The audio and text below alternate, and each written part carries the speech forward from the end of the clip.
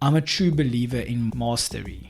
If you're gonna make peanut butter, you better make the best freaking peanut butter, and you devote yourself 150,000% to that, and you make it exceptional. I do not fear the man who does 10,000 kicks once, but I fear the man who does one kick 10,000 times.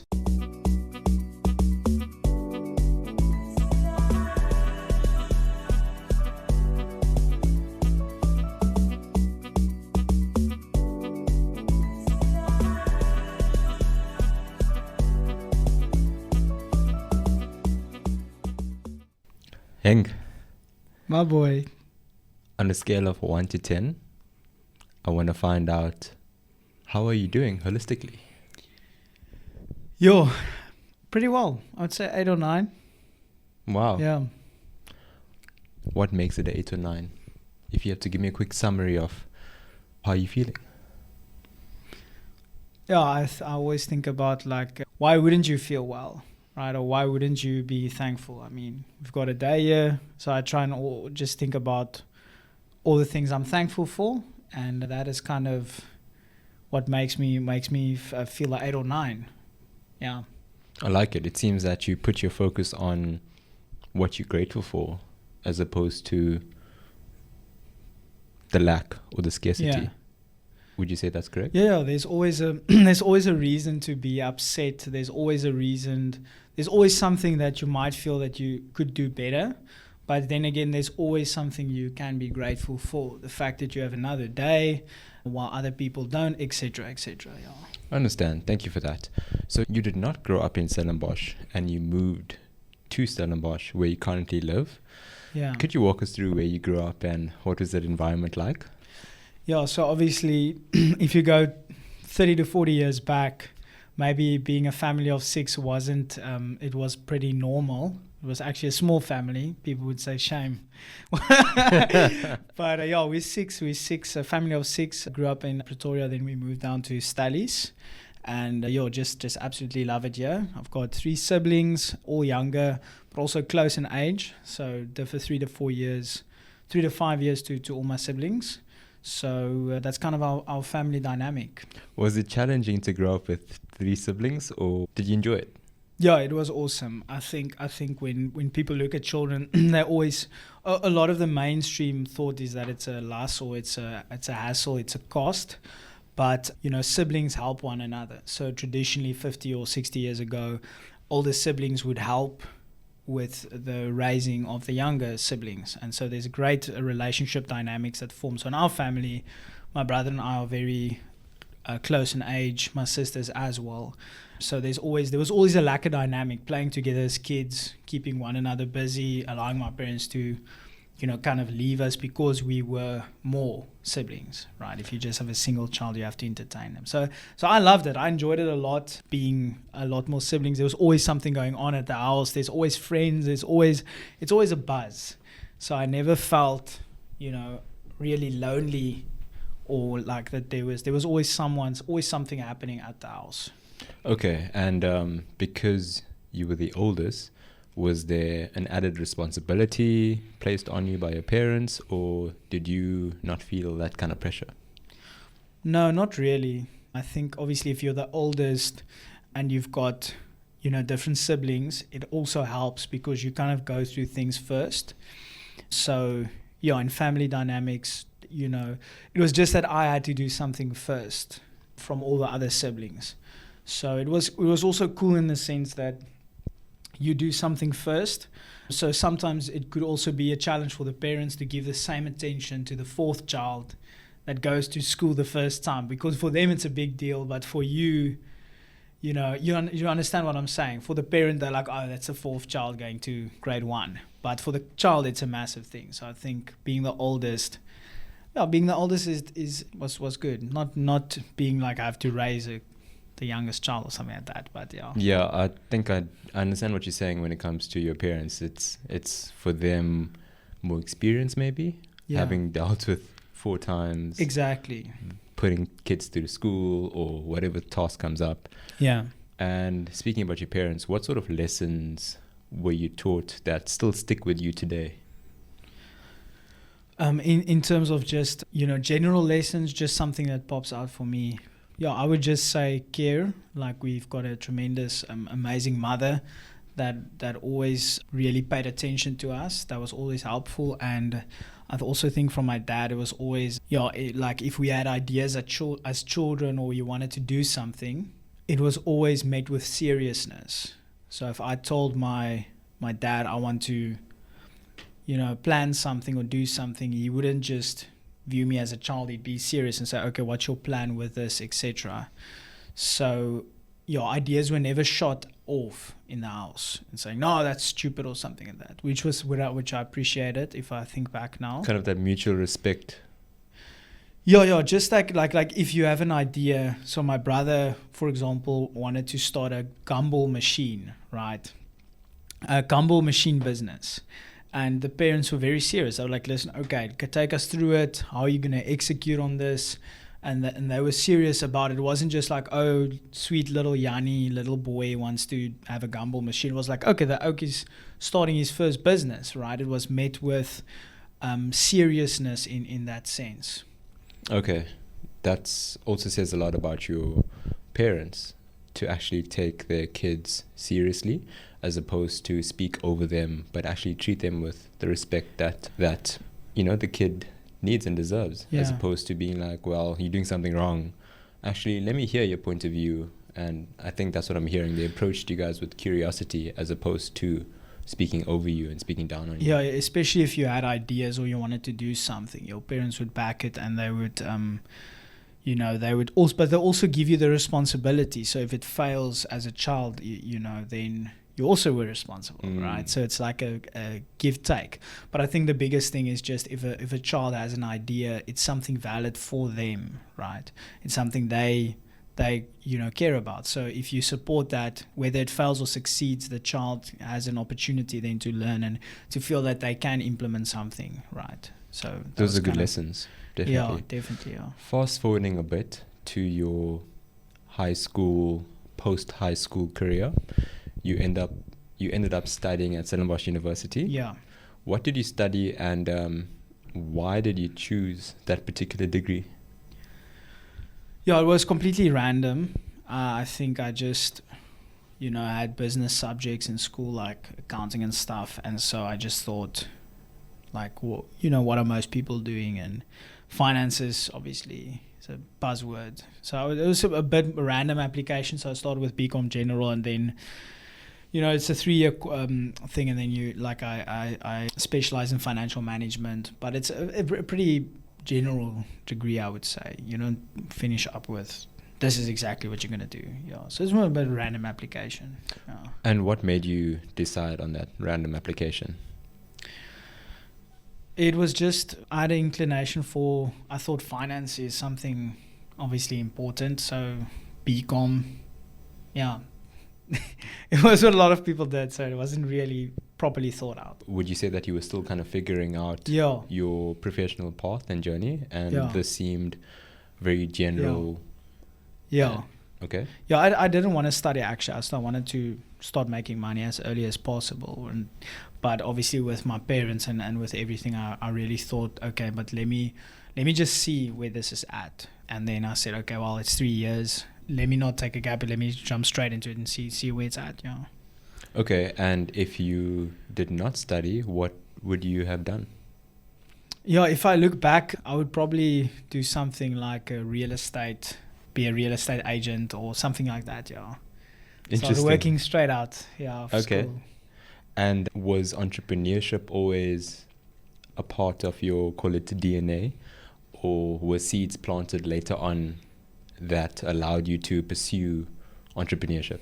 No, I don't think it's DNA. I think it's more being exposed in high school to personal development through YouTube. People like Tony Robbins and these type of ideas, Zig Ziglar, Jim Rohn, which was Tony Robbins' mentor, and being exposed to the idea that, you have to be responsible for your path. I think that idea naturally leads to entrepreneurship, or, kind of forming a path out of choice rather than just randomly, if that makes sense. How did you even know about starting a business?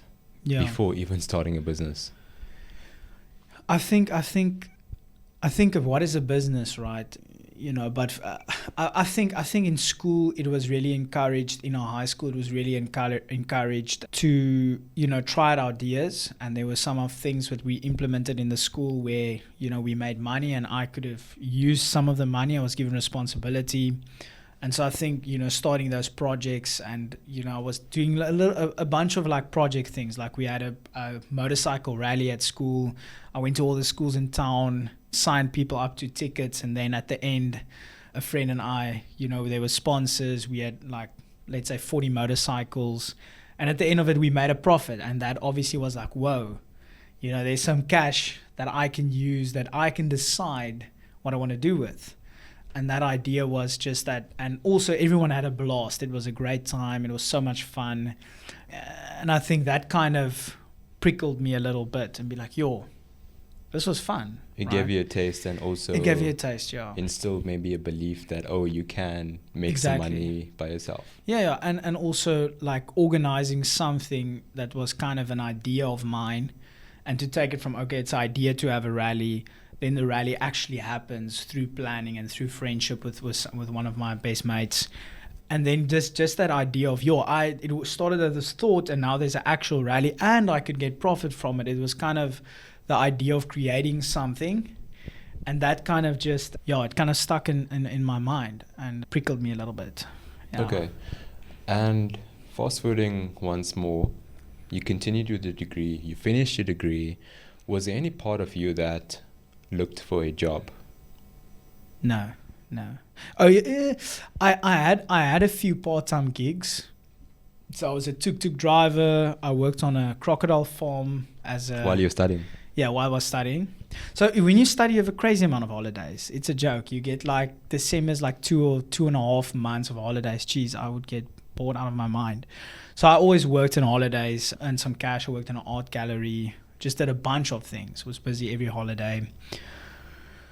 But we'll get to when I started my first venture. But I never from starting that, it was kind of like my path was already laid out. It wasn't like I got to third year, I'm like, oh flip, I need a job, right? I was already going in another way. So it was never like I never thought I have to do this now, right? Yeah. I hear you. So there was a bit of overlap between starting Lekke Fresh and you still finishing your degree. Yeah, definitely. So walk us through how you started. Yeah. So the first thing that I did is I always listened to this channel on YouTube called Dave Ramsey. Ramsey was very about saving. So I started a monthly contribution of 500 Rand to a mutual fund, right? And so just saved a little bit each month, like $500 or whatever, but a long time. And so when I came to almost graduating, I already started up a business. Do you want me to chat a little bit about that? Started a e-commerce business called Lekke Fresh. And we took in a competition at the Launch Lab. We were actually shooting now.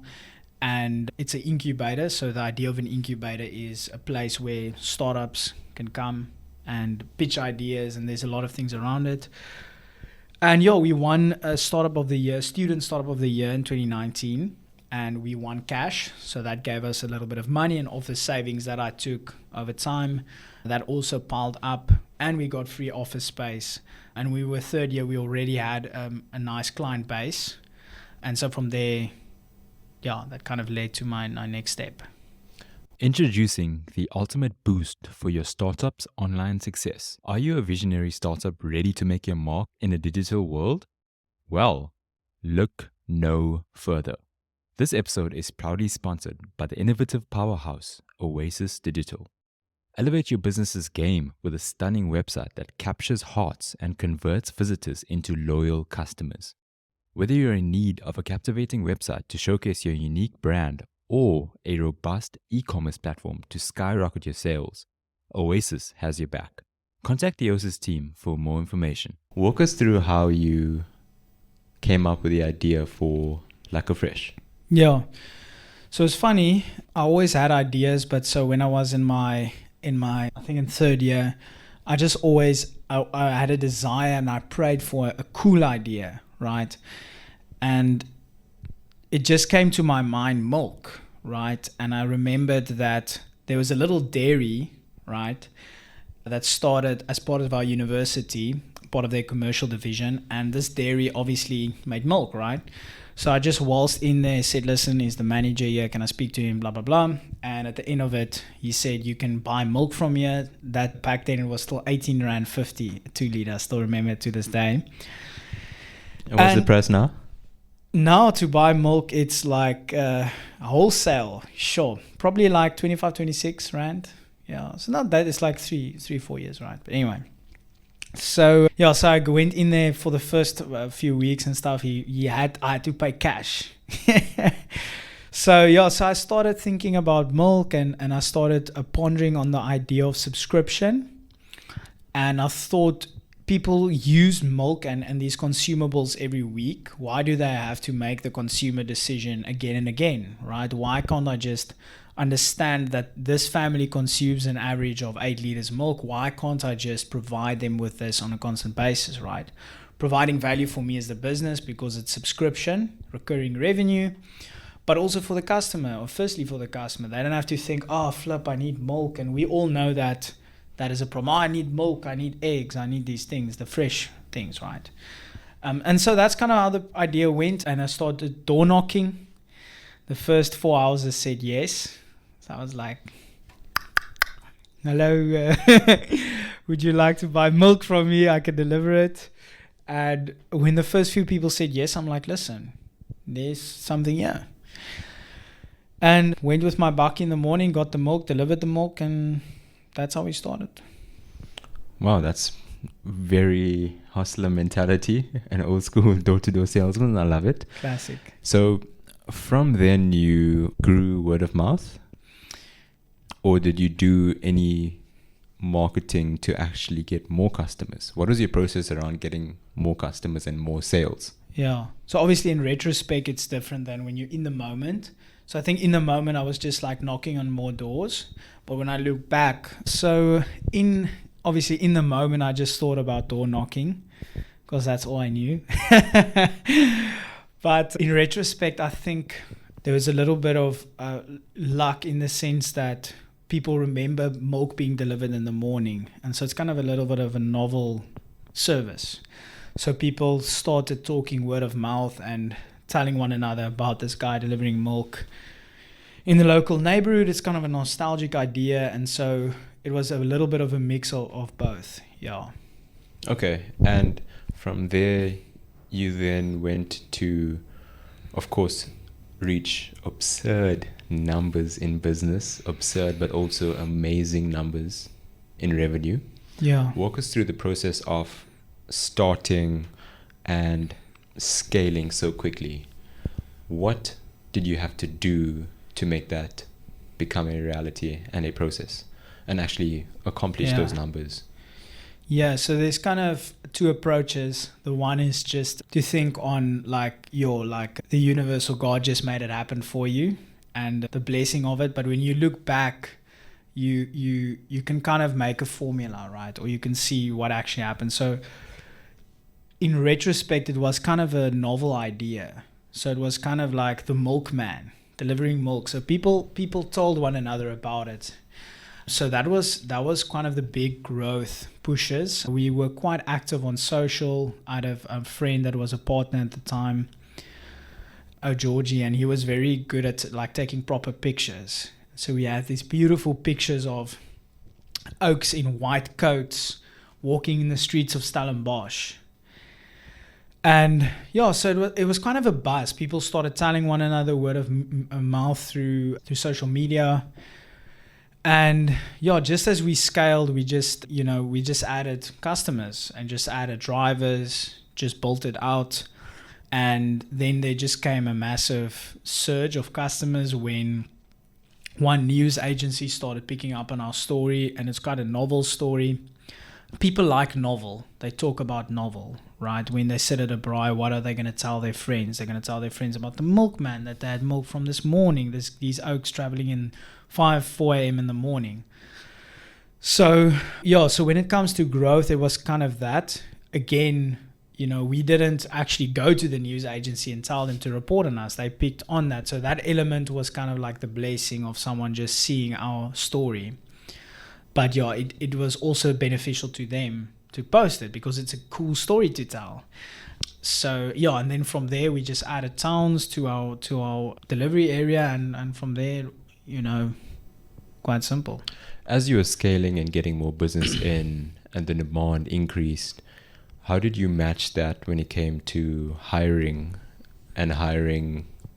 people and staff to actually delegate and cope with the massive revenue increase? How did I scale it with staff?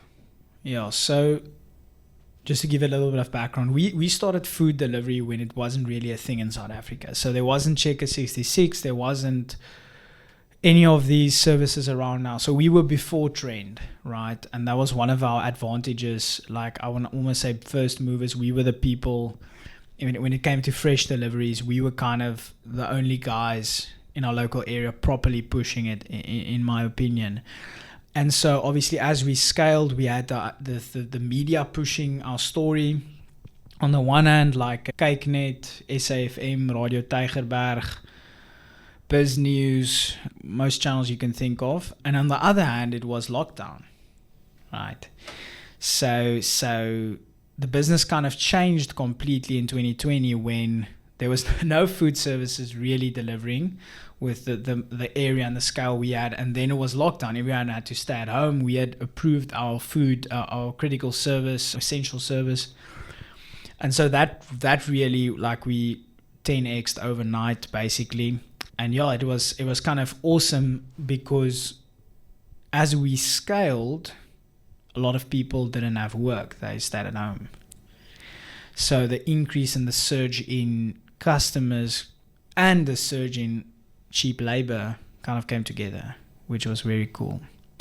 And yeah, practically we used Uber drivers, contractors to do our deliveries. And obviously I had the software running, the orders and everything like that. And then we just grew from there. So we went from, like, let's say starting in our neighborhood with 3 people in the street to doing around 2,000 packages a week, which is quite a lot. All over from, I think at our peak, we stretched from Paarl all the way to Gordons Bay, Somerset West, Strand, Stellenbosch, Durbanville, till the ends of Durbanville, which also stretched a little bit of Bellville. So that was kind of our domain, our area. And when you were running the business and scaling and improving significantly, especially you mentioned because of COVID, what was your mindset around the future of the business? Did you want it to continue to grow in that manner, or were you just kind of taking each week, each month as it came? Yeah, so the latter, just taking each week as it came. This is what's happening this week. I think obviously if you just imagine now 2,000 packages going out, like 15 people working there more than 20 hours each a week, just starting at 2-3 a.m. in the morning, it was a beast. We awoken a monster. So obviously that came with a lot of challenges, right? Like if you deliver a package, I'll tell you one story. So we delivered this package to this lady, and when the guy delivered it, he tripped the beams, right? And this lady, I don't know what's wrong with her, but she went maniac. So when she heard the alarms, she couldn't get her alarm off, so she ripped out her whole alarm system, right? So when I get to the office, let's say 7 or 8 in the morning, she's calling and she's maniac. She's like, you guys, we're gonna sue you. And so we had but if you think about it statistically, if you just deliver, let's say 2,000 packages, if you've got a 99% success rate, then how many packages are going to be screwed up, right? It's like, what's that, like like 1% of 2000's what 20. So it was a beast. It was a monster. So I was in the position where it was just boom, boom, boom, boom, boom, boom. Yeah. And how did you cope with those angry customers? What was your customer service process like? Yeah. So basically I was just dealing with it. And yeah, obviously, just being out of varsity, it was kind of new to me. So I always try to just understand the customer's point of view. So I think I was too nice. I was like a little bit too, I stressed a lot about it. I was more like Flip, like, I can't believe that this just happened. Well, in retrospect, I'm not Flip. This lady was probably crazy, right? But in the moment, I was kind of the person that I wanted to please the customer so much that I was kind of taking it on myself in some of these instances, yeah. Looking back, what's your opinion, just a segue from this point, customer service? What is your opinion on a business in the service industry dealing with angry customers? And I'll give you two questions to that, or two kind of scenarios. Yeah. Would you, one, just take what the customer says, apologize profusely, and basically give them an exchange or whatever it is, a free product, or just go about providing something to them for free? Or would you be like, I understand your concern, but really your dog ate your package, or we couldn't really understand why the alarm went off, or it wasn't our problem that you ripped out your alarm system from, so how do you approach, what's your opinion on approaching the situation?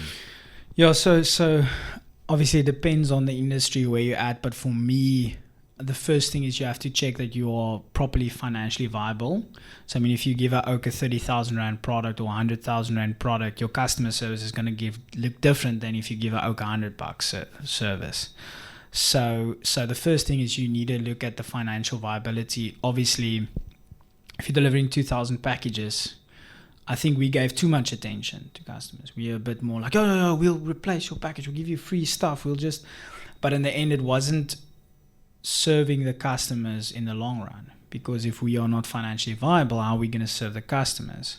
So it's kind of like a double-edged sword in a lot of instances. So for us, we probably had to be more strict with our customers than we were in order to be profitable, in the long run.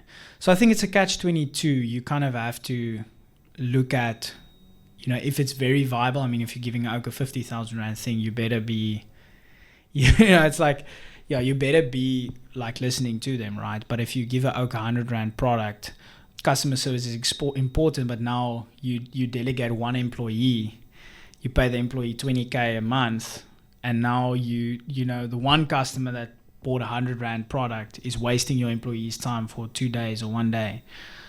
So you're gonna have to balance it out, and obviously the better and more efficient you can deal with these things, the better prices you can give to consumers. Because if you're wasting a ton of money on it, eventually you're gonna funnel that back to the customer. So it's a 22. You obviously want to listen to the customer, but there's also a place where you can be too nice and too open to, especially if you do the volumes we did. You kind of have to protect your wickets as well. It almost seems like also a cultural thing. Yeah. And I'll give you an example. In India, they believe that the customer is God. Meaning anything that the customer says or happens to complain about, the service provider or the business is just going to take it. It's just going to be like, sorry, we're going to do a better job, or yes, we can do that for you, or going above and beyond. Yeah. Which I partly agree with, because giving value in today's world is essential. Yeah. But to your point, I hear you on, it cannot be to your detriment.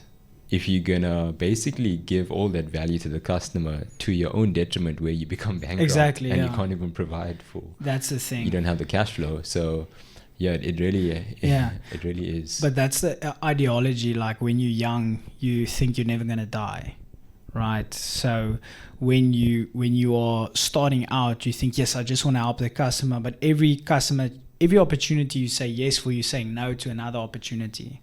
So that's where the cost of time comes in. So if you've got 100 good customers and one O is complaining and wasting your time, imagine you take that value and you channel it into building the 100 good customers, focusing on them, adding value to them, making sure they don't spend $100, but they spend $10,000 or $1,000.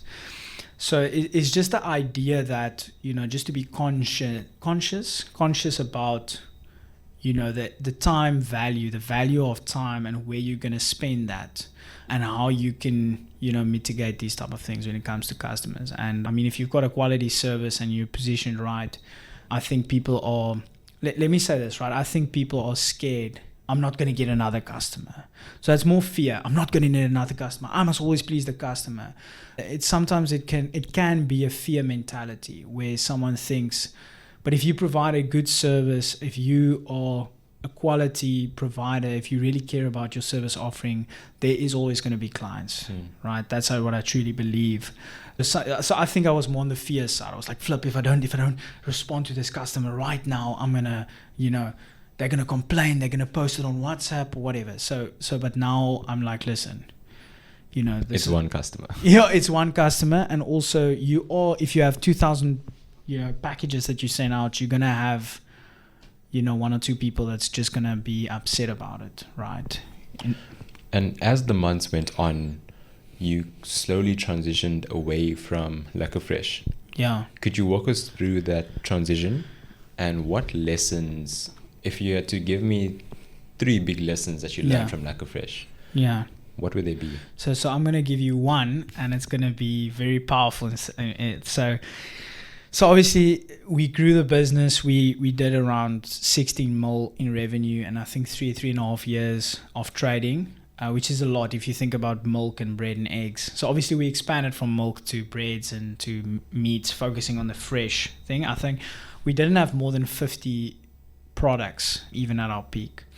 So the business grew. We had around 15, 16 people working more than 20 hours a week. We had two full-time people that graduated from varsity engineer, and so we just grew the sales volume, but there were some fundamentals that weren't as solid, because anyone that's in logistics will know, right? There's a lot of uncounted costs, and as you expand, especially with fresh produce where you have lower margins, meaning that you buy and sell and you make, let's say, 30% margins, right? The more you expand, the wider you go, the more problems you encounter. So there was a lot of fundamentals that weren't 100% sound in the business.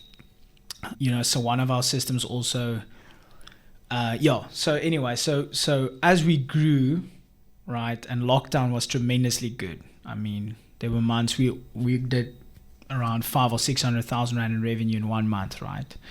And for a small business, obviously, some businesses that would be nothing, but for a small business just starting out, it was quite a lot. And I think I Googled it before we started now. It's called the recency fallacy, right? So that's the one lesson, is that because everything was going so well, I assumed that it's always going to go well. I assumed that things are just going to grow, because you're always optimistic. I'm an optimist. I always think, yes, growth. But in the moment, I needed to be objective, and I needed to take a step back and say, okay, listen, it's 2020. Okay. Lockdown's great. No other player was ready in the area, but now the big boys, Checker 66, all the other brands are seeing the potential in this area, and they are starting to prepare their engines for it. And they've got 5 billion times more resources than I have to manipulate price, not manipulate, but to control price in. So the recency fallacy is really dangerous. Okay, so, and how do you combat that? What's the lesson is, take time every week, every month, no phone, just a notepad, and just think about where you're at in your life. What's the goals that you set out? Where do you think things are going? Talk to someone that's knowledgeable, ask them what do they think, and really think about what you are doing. Is this what I want to do? Is this where I need to go? Because when you're busy in the hustle, things are going, it's easy to get carried away by the daily tasks and not really see the big picture. And then things like the recency fallacy. What is the recency fallacy? Would you explain that? Yeah. So it's kind of the idea that you base future on the past, right? So you say, because we've been doing good the last year, we're going to do good the next year. That's not always the case, right? So it's like you're so caught up in what has happened, you think it's going to continue, even though there's indicators and things that say otherwise. And that could also be to your detriment. And so finally I would say start in 21, around 2022, I started thinking this, I need to scale this down, and we cut it down a little bit by bit, certain areas. And I started asking those questions. Where do I really want to focus? What industry do I want to be in? Do I want to be in the fresh delivery space? And the answer is no. Like, I don't like the space because of a lot of reasons, right? And I found that out by actually, some people call it meditating, thinking, whatever you want to call it, but just focusing on, sitting and thinking. People don't do that anymore these days. So yeah, then I realized, listen, this fresh industry, there's a lot of variables. I looked at some of the CEOs of large fresh produce companies in the space, and I wasn't seeing what I wanted to see in my future, in their lives, in their businesses. And I mean, these are guys that are multi-millionaires, guys and girls that, have 13 to 15 trucks on the road that are dominating the industry. But because of the nature of the fresh industry, they're sitting with these problems of logistics every single day. And I just said, it might be fun for them, but it's definitely not for me. And so I started getting queries for digital development because of our growth and our name as Lekke Fresh. And so there was an opportunity for me to start doing digital development for companies, specifically in websites, building websites and e-commerce websites. And so I started transitioning slowly but surely over to that industry because I viewed that as definitely the future. And I can go a lot into it, but there's a lot of things there that pulls me stronger than the fresh produce industry. Yeah. Let's go into that industry. Yeah. And as you can see on the man's shirt, it's Oasis Digital. Brand yourself. Yeah. I must say, I love an entrepreneur who wears his own merch and is just not shy to always put it on. And soon you're going to see African CEO gear. So guys, please buy and support. Yeah. Talk us through Oasis Digital. What is Oasis Digital and where's it going? Yeah. So it started pretty much by helping and serving people that don't necessarily want to do their own digital. And when digital, I refer mostly to websites. So the name Oasis obviously is a lush land inside a desert. So that's the vision for Oasis. It's something I prayed about. I wanted to be in the future. We're still only 2 people at the moment, but I wanted to be kind of this Oasis where clients can come, where they know they are dealing with professionals, where they know that they're in trusted hands, and also where employees and workers can come, where they can live out their entrepreneurial dreams, and also know that they are in an oasis, in a good space. And so practically, we focus at the moment, our big number one focus is websites. So building, we call it level websites. So you kan op 'n level wees. You have to be on a level, right? So if you're we just had a conversation with a financial firm yesterday, and I told them, we want to put you on a level, right? If you have a website, you have to be 5 to 10 times better than the competition. So we really hone in on that one skill of making very cool websites and taking that one thing and just juicing it, right? And making exceptional websites. And then other services we also do SEO optimization, which is basically how you rank on Google. And then we are dabbling a little bit in some AI integrations in websites as well, seeing if there's possible potential there. But yeah, that's what part of the AI are you dabbling in, and could you give us a used case specifically for your business and for your clients? Yeah, sure. So if you go on our website now, on the left-hand side, so it's Oasis Digital. I'm sure Nathan will add it there in the description for the people. But you'll see a little chatbot on the left. And so if you go on, it will say, "Hi, I'm Johnny. I'm the AI boykie at Oasis." And so it's been uploaded with, I think, 1,500 words about who I am, who the business is, what the services we offer, and also the pricing. And so customers can engage without phoning me or talking to us or sending emails. They can just ask on the website, "Hey, what does a website cost?" Or how does your SEO process work? Or am I the right customer? And so they can gain information. Also, we can see the conversations that customers have with our business. And that's one use case we are using as a business. And obviously the bot can be programmed. In our instance, it's programmed to grab people's emails. So when they say, "What's the price?" we'll say, "Listen, this is the price, and if you send us your email, we can give you some discount or whatever." And then it tells me, "Listen, you have to contact John. This is the conversation we had with him." So that's one practical example.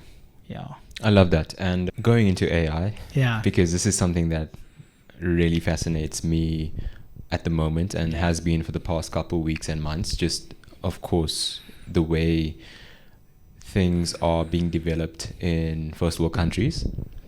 What's your opinion on AI in South Africa and Africa? Do you think that we are still behind, or do you think that we can also leverage the tools out there in our markets for our businesses and essentially people in Africa? Yeah, so I'm going to start by saying, just to come back to your points, that Bruce Lee made a quote, right? And his quote is that, "I do not fear the man who does 10,000 kicks once, but I fear the man who does one kick 10,000 times." I love that. So our ultimate goal at the business now is we are complete professionals in building websites. You are in capable hands when you work with us. We're going to give you a level product that's going to make your competitors look like a school project.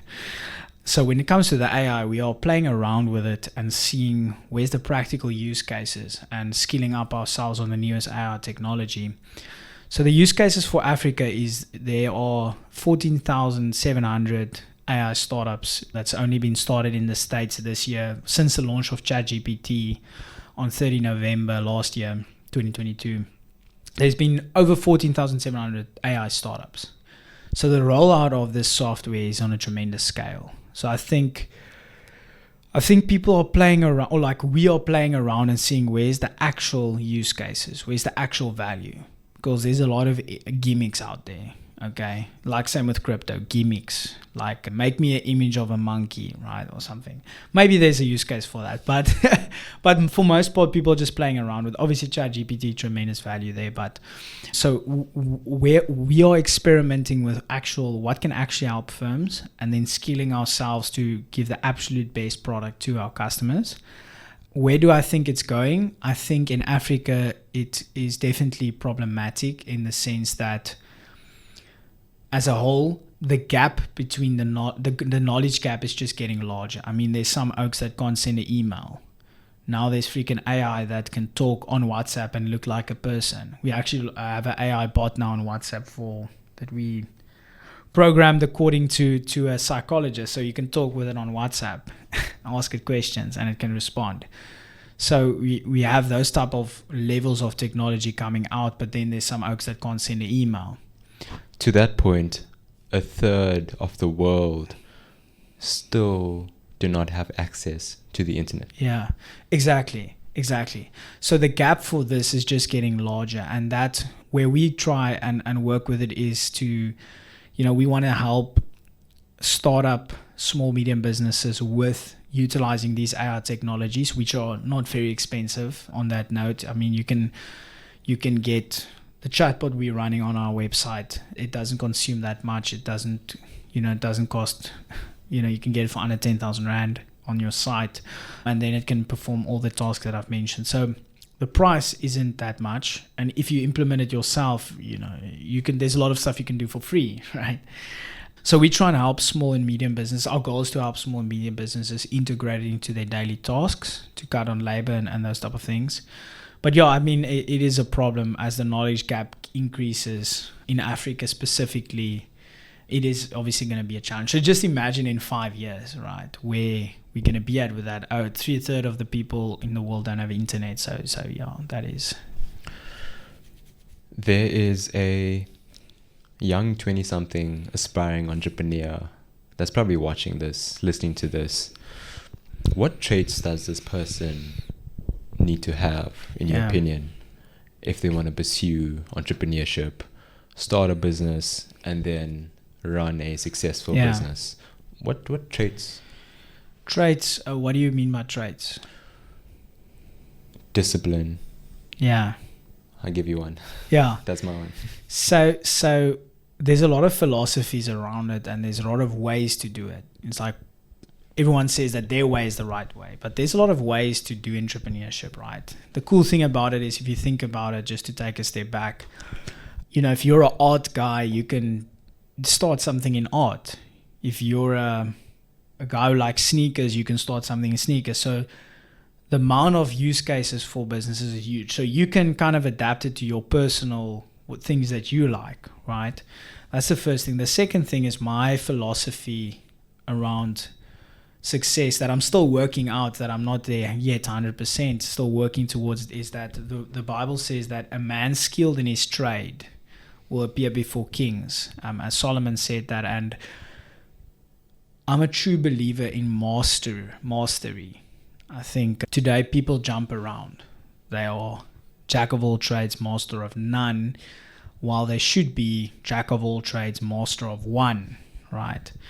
So I would say find something that you believe in, something that adds value, and commit to it. I commit to things for 3 years.